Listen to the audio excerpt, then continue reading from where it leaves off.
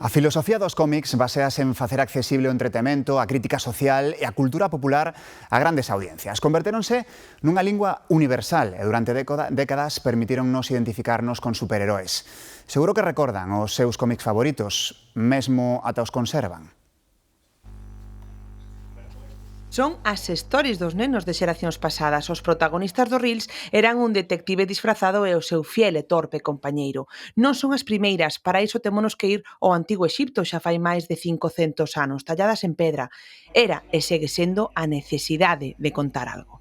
Aprendín a ler nun cómic, nun de Pipi Calzas Largas, concretamente, e os meus recordos de infancia están asociados a cómics. Os cómics comezaron a vivir o seu auxe na década de 1930 co nacemento de personaxes icónicos como Superman e Batman.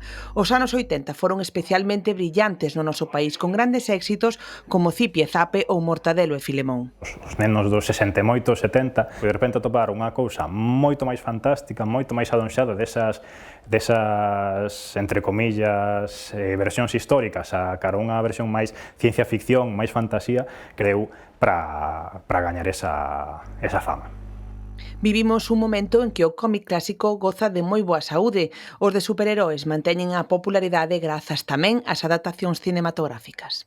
Moita edición nun perfil máis edición coleccionista, omnibus, recopilatorios, que tenden a ser para un público pois xa máis adulto, que primeiro é quen pode acceder a eles, e logo que quere revivir esas historias que leu de neno. Non eres o mismo con 10 anos que con 40 ou con 50, entonces velle outra cousa.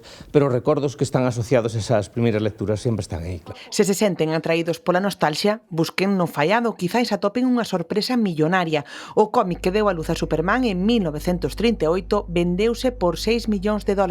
Este, Mágoa, tan só é unha reedición.